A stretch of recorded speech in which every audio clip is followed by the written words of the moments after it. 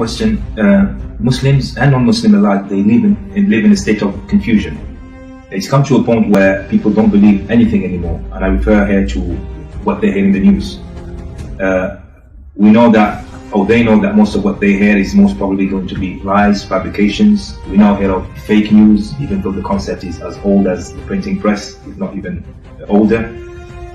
What guidance can Islam offer to such Muslim and non-Muslims alike in these times of confusion?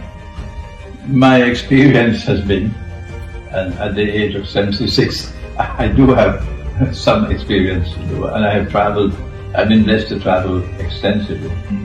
Is that yes, you are correct, that there's a large part of the world of Islam out there which is asleep.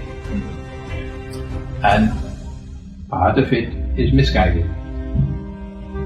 But the good news, which warms my heart, is that as I travel in the world, and now that we have the internet, we're able to go over all the walls and roadblocks that they established to prevent our word from reaching the people.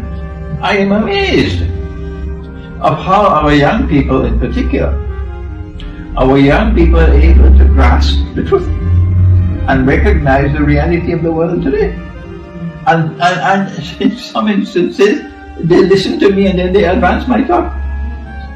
And then I look to say, MashaAllah, look at that. Look at this thinker, this young man who is thinking.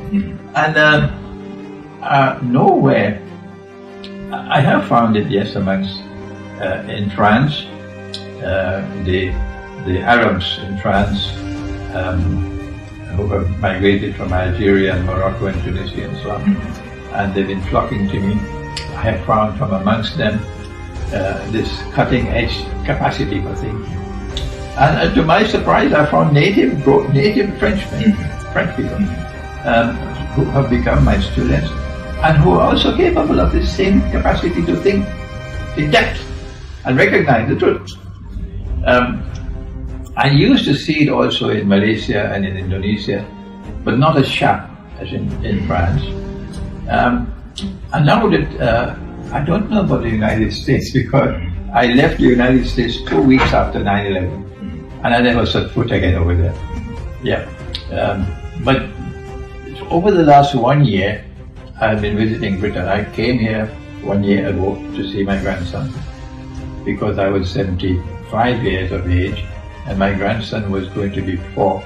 I had never seen him, and I was afraid I might die without ever seeing my grandson. I didn't know what the British government would do if I were to set foot in Britain. I'd never come to Britain for about 15 years or more. So I took a chance. I took a chance to come, so I could see my grandson. And many people of course criticized me for that. Never mind, I wanted to see my grandson. But when I came to Britain 1 year ago, it was something absolutely amazing.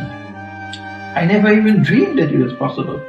I found an enormous appetite amongst the young people in Britain, the young Muslims in Britain, born here. An enormous appetite to understand the reality of the world today. And they were flocking to me from all corners. And more than that, I found the scholars of Islam, who were the graduates of the Darul Uloom in this country. And while the schoolboys who managed the masajid, the management committee, while they were closing the doors of the masjid for me, there were so many imams, so many maulanas, so many scholars who were flocking to me who want the knowledge of what is the reality of the world today. They were impressed by the methodology that was taught to me, how to use the Quran, how to study the Quran, to be able to understand the world today. Its political reality, its economic reality, its monetary reality. And this is a good sign, that while one part of there is asleep, and another part is misguided, there is another part which is fresh, young, vigorous, and exciting in their thirst for this knowledge. That's a good sign.